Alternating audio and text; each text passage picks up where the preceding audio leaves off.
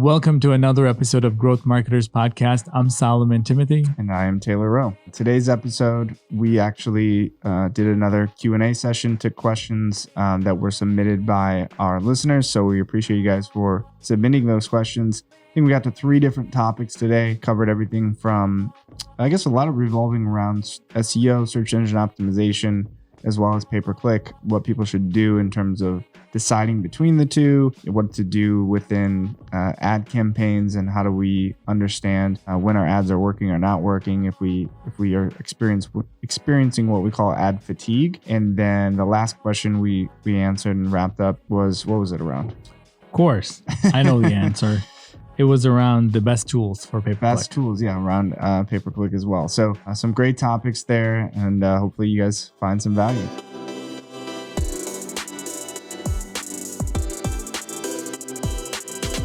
So Taylor, today we have questions from our audience that we're going to try to answer. Great. That's okay with you? It's okay with me. All right, let's go. So in this episode, let's cover as many questions as we can. Okay. And then we can kind of go through one by one. So the first question maybe you can answer is, what is better, SEO or pay-per-click?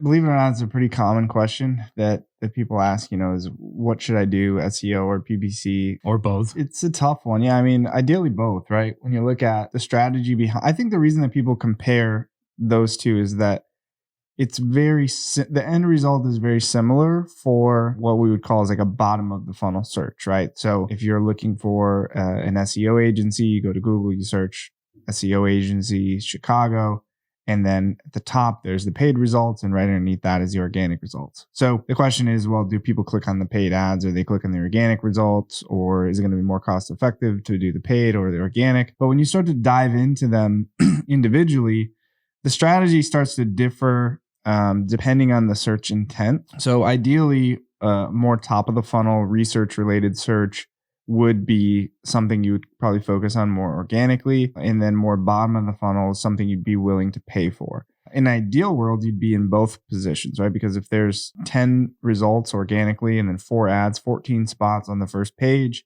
where you could show up, if you can show up in 2 out of those 14, it's better, right? And Higher whether chance. or not they click on that, you're still getting more impression share. You're getting in front of them. I mean, it's a free advertisement, right? If they don't click on it. So I would say, which is better? I would look at a couple of things. I would look at the level of competition, and actually probably, depending on your current standing, let's say you're just moving into this market, it's extremely competitive. It might actually make sense to, even though it's going to be more expensive, to start with paid ads, because if you're paying for that traffic, that's the only way you can guarantee that you can start to get some of that traffic, right? And you only have to compete with that competitor on a per search basis, essentially, right? So if your competitor is spending $100,000 a month on ads and you only have $1,000, technically you could still compete depending on the actual cost per click, because you're just trying to get a piece of the pie, right? Correct. You don't have to compete for every search that's happening. You only compete for those searches within that budget range, between noon and 5 that day, or whatever that may be. When you're trying to show up, you just have to compete at that time. So whereas organic search, for the same idea, it's extremely competitive. Let's say we're trying to rank for, life insurance,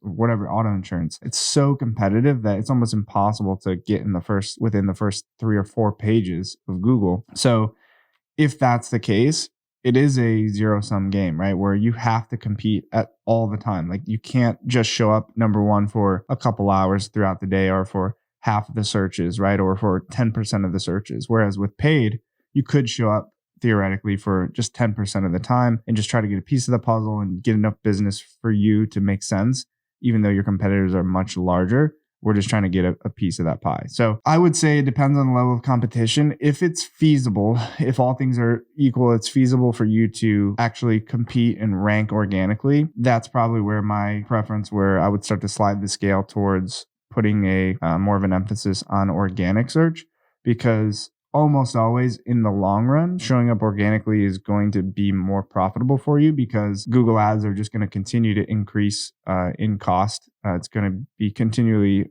more expensive for you to acquire another customer. And that cost to acquire that customer or acquire that lead is always going to exist, right? So whereas organic search, again, theoretically, once you get to that number one position, you're not spending as much effort or you're not spending as much time trying to rank for that or focusing on that keyword or improving that particular page. So that cost per lead essentially, is infinite. I mean, I guess it goes away because you're not spending any more time or effort on that particular keyword, where even if you do a great job optimizing through paid search, let's say we're at $20 cost per lead. It's always going to be $20 per lead. Every incremental click, every incremental lead that you get is another $20.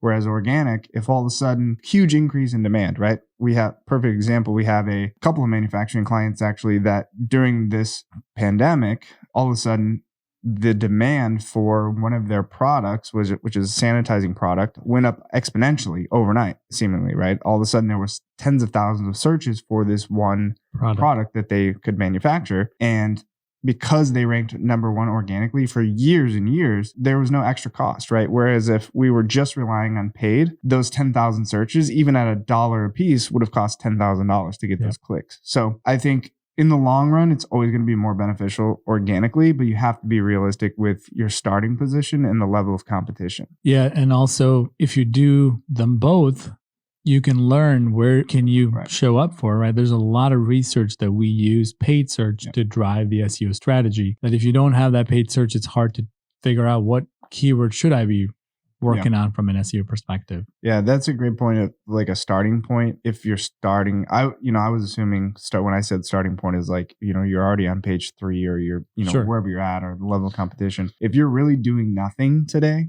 and you're like, okay, I'm going to start investing into SEO or PPC, trying to decide what to do, and you're still trying to decide which search terms to go after, which ones are going to drive the most value for you, I would almost say start with paid, right? It would be a strategy. If you're worried about budget, especially, I would start with paid first, 3 months, 6 months, because you're going to learn so much faster within paid. I mean, you have to understand what you're looking for in the data and what's going to be a positive sign or a negative sign.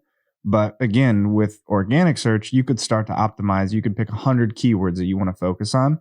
And then it takes you years to get all 100 of those keywords to the first page. And let's say best case scenario, you did it in 6 months. You really knew what you were doing, or you're working with a great partner. You got it there 6 months. Now you've spent this time, effort, money over 6 months. Now you start to get the data and you might realize, well, these leads that are coming in through this search aren't very qualified because of, X, Y, and Z, or they don't really know our industry, or it's a bad search term. Whereas if you did that on paid, you could have found out within the first 6 weeks rather than the first 6 months. So yeah, I think that's a great idea for almost anybody trying to decide what you want to do organically. Start with a paid strategy to help determine what that might look like. Yeah, especially long tail keywords. They're always changing. Mm-hmm. And you would have no idea what people are searching, especially when things change in the economy or whatever you want to call it. People are going to search different things, variations that we never thought of. Yeah. See, that's another good point too that you bring out about paid, where I think paid is sort of a necessary evil in this world that we live in with Google, is because of that exact reason. Is there's such a high percentage, I think it's something of like 13% or 15%, that would even be higher, of all searches on a daily basis are unique searches, right? So if that's the case, you can't optimize for organic searches have never been searched before. But through paid search, you could set up a broad match or a phrase match or something along those lines, where you start to cast a wider net and collect some of those ancillary searches that may be relevant for you. You're never really going to be able to do that exactly in that scenario from an organic perspective, especially if you're in an industry where some of your services or search terms have a lot of variations, and you feel like when you're trying to optimize organically, you have to prioritize one or the other, right? And you have to say, well, I want to show up for best SEO agency instead of top SEO agency, or this or that. You do kind of have to pick one, that semantic one or the other. I mean, Google, they're different results, right? And so with paid search, you don't. I mean, you can do both, and with the same amount of focus or prioritization. And that's just one example, but the same idea would ring true for a lot of different search terms. Great answer. I hope we did a good job answering that. Hopefully I answered your question. So let's look at the second question. That's a good one. So I'll ask you this, Solomon. How do you manage Facebook ad fatigue? So maybe start with, what does that mean? Facebook is tired. I mean, it needs to take a break. Yep. You got to switch Twitter, Instagram, something else. So Facebook ad fatigue is when you run the same ad over and over, just like you see in commercial, the same Cheerios commercial comes on 150 times. You're just like, man, I don't really care about that anymore. After a while, you just don't pay attention. It's like you're becoming numb to it. So many times when advertisers run campaigns, they work really well for a period of time and then it stops working. Yeah. So the advertiser says, what happened? What did I change? Technically, there's nothing you could have done. The offer is kind of stale. The creative is stale. The picture, everything about it is stale that they don't really care. Mm-hmm. So you fight that by continuing to come up with different ad creatives. You continue to optimize. That's what we say. The moment that you start to see diminishing returns, you start to go back and say, hey, should we change, the ad copy? Should we change the creative? The thing about Facebook, though, is you have so many different types of ads that you can run that you shouldn't be having this problem if you're consistently creating different types of ad creatives. When I say consistent, it depends on how bad it is for you, for your own ad account. Some people could run for a long time, but others can't, right? So depending on how small your niche, your audience is, you could do video ads, you could do carousel ads, you could do just picture ads. Yeah. Anything that you could use, what we call thumb stopping creative, should allow you to not have this problem. Yeah. So how often would you recommend then changing the creative? You're mainly talking about the creative on the ad in this scenario? In this scenario, it's primarily, there could be the whole targeting is off itself that nobody even cares. However, you can't really have ad fatigue until you kind of had some luck, some people seeing it, some people clicked on it, and it's just not working anymore. The same thing happens in retargeting as well. Same thing happens in anywhere. Right. It's any kind of ads. I think the creative is a huge piece of it. So even at the very least, like you said, just change the creative, which you have same audience, same messaging, essentially, different creative or different format. So you mentioned going from an image to a video or carousel or whatever that may be. That's huge. I also think depending on your audience, you may have to adjust your audience. I mean, what happens is, as marketers, we try to capture lightning in a bottle a lot, where you have, we ran this one campaign, and for this month during July, we had 1,000 leads at, $2 per lead, right? Or however many purchases or whatever we're trying to do. And so that is now the standard, and anything else that doesn't live up to that standard is a failure, right? Whereas that could be the outlier. I mean, we have to be realistic in terms of that may never happen again. It was just, that audience, nobody that wants to hear messaging, that day, right? It worked out. And you do want to set goals and you want to try to work towards that. But at the same time, don't be discouraged and kind of understand the metrics that you're looking at. So I certainly agree with you when you're saying you're going to reach a point where it's kind of the pinnacle and then you're going to start to see diminishing returns.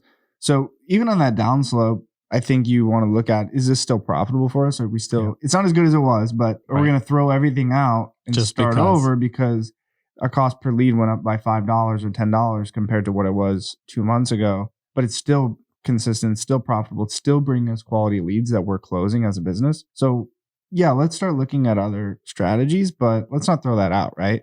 So I would then maybe A/B test with that same audience so that you're not changing too many variables at once. Take a new creative, maybe take a new messaging, because you don't still, if you just run one ad to one audience, you don't know what exactly was the best part about that. Was it the creative? Was it the copy? Was it the experience and landing page or the form that they filled out? Was it the audience that you're actually targeting and how that's structured? So in theory, the ad fatigue comes from showing the same offer to the same people too many times, right? There's kind of that sweet spot of, could be 2 impressions, could be 7 impressions, or whatever it takes per person essentially within that list, where the people who are going to convert have converted and the people who don't find that interesting are not finding that interesting anymore. So it could be your offer. It could be that they're not a good fit for your company. It could be that they didn't even, like you said, it didn't even resonate with them. They didn't even stop as you were scrolling through.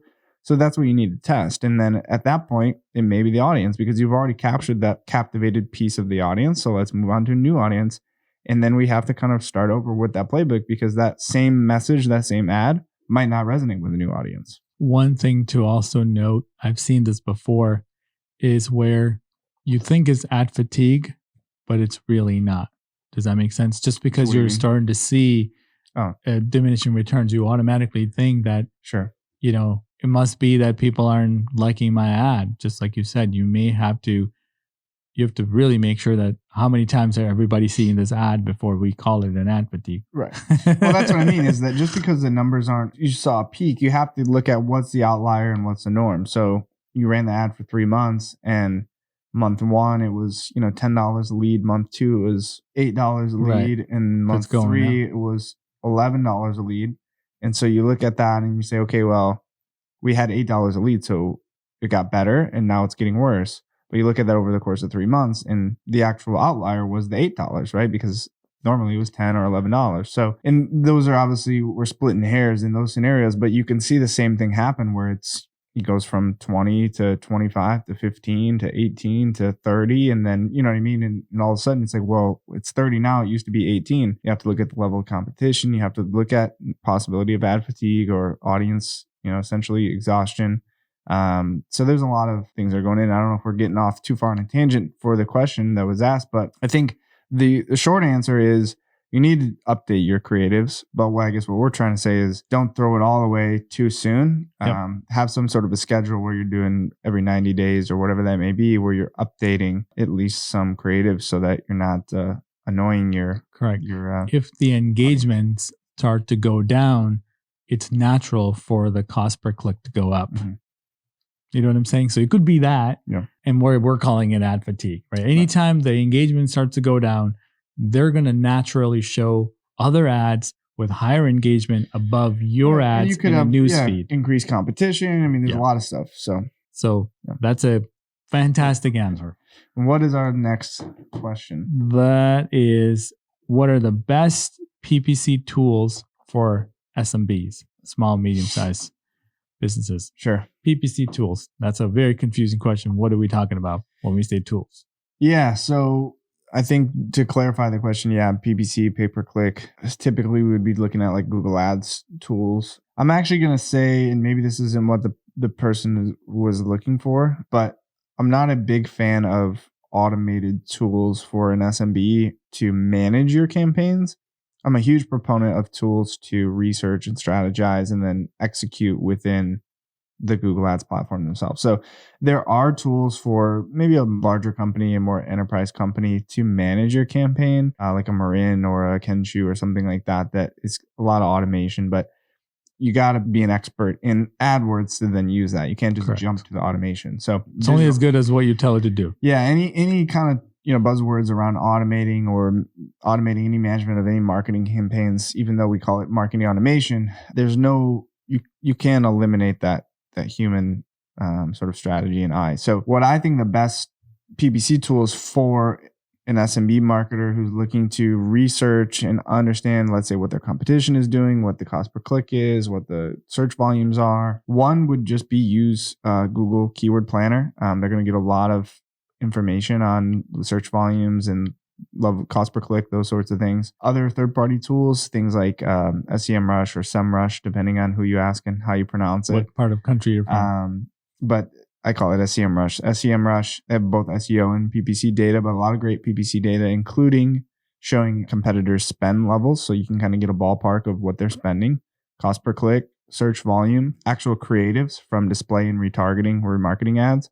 Is one of the only platforms that actually shows you the creatives just to get you an idea of what they're kind of doing. And I'd also look at a tool called SpyFu to give the same sort of ideas on spend level in general, and then the top keywords that they're actually paying for. And then, there's other SEO tools like Ahrefs that would actually show the same kind of idea. So I would kind of use a combination of tools to look at what the averages are, just kind of find that, I guess maybe even just a median there between what is that cost per click and what is it going to be from an estimation standpoint. Nobody can accurately, even Google can't accurately tell you what that cost per click will be because Google works as an auction, right? And so there's so many factors that go into that and how much people are going to bid that as soon as you throw your hat in the ring, the cost per click could technically go up. So I would look at it and just as an estimation, say, okay, well, I'm willing to spend $5,000 a month. Let's look at what these keywords are. Are they $10 a click? Are they $1 a click? Are they $100 a click? Let's just see what's going on here. And then look at what your competitors are spending. It should give you an idea. If you're going to spend $5,000, but they're spending $50,000, you might have to be pretty strategic with that. If you're going to spend 5,000 and all your competitors only spending 2,000, you might not even need to spend 5,000, right? Or you can make sure you spend 5,000, but you're not going to maybe spend it from a search standpoint. So you look at display and remarketing to help increase that, or you look at other additional channels. So those are tools that I would use. I don't know if there's any other that you would recommend on top of that. Yeah, I mean, there's plenty of tools. There's no shortage. MarTech is probably the most crowded space in the whole world. Like you said, it just depends on what you're trying to do. If you're trying to automate, that would be the next step. I don't know if you mentioned AdWords Express for a small business. Yeah, really small. I would say like a really small business. Exactly, tiny. Yeah. Actually, it's probably not even the size of the business. I think it'll probably be more on the industry. Sure. So just for everyone, AdWords Express is an AdWords account, Google Ads account. I don't think you can call it AdWords Express anymore. Yeah. Ads Express. I don't either. Google changes their mind a lot. But so Google Ads Express, AdWords What do you mean they change their mind a lot? is essentially a automated, and if you're just listening to the podcast, I'm making some kind of air quotes here, automated version. So essentially you would say, I am a plumber, or I am a dentist, or I am a local contractor. You would type in your services, your address, and then your budget, and then the rest of the campaign would be automated for you. So that's why I say it's not as much as the size of your business is probably the industry that you're in.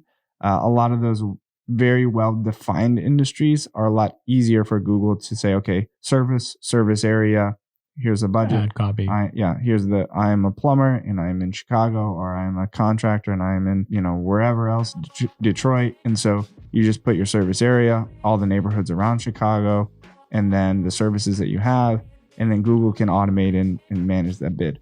But if you're, and it does an amazing job, by the way. Pretty fancy. It's nice. But if you're in something a little more complicated, a little more not as black and white. Well, you cannot edit anything. Can't touch it. Right. Can't touch anything. Right. It's all read only. Yeah. So I would say if you're in anything that's B2B that's a little bit less straightforward, I would then use the tools to do the research and build your own strategy within Google Ads. All right. So those were the few questions that we got. And we love these questions, don't you? Yeah. Keep sending in your questions, Solomon. Where can people submit their questions? Absolutely. OneIMS.com/podcast. We made it easy for you. On the same website, I believe we could even do a voice question. So simply send it in, and we'll pick a few of them and answer them as soon as we can in the next round of episodes that we do. So thanks a lot for tuning in, and we will see you next time.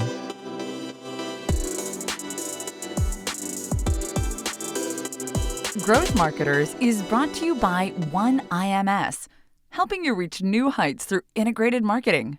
One world, one web, OneIMS.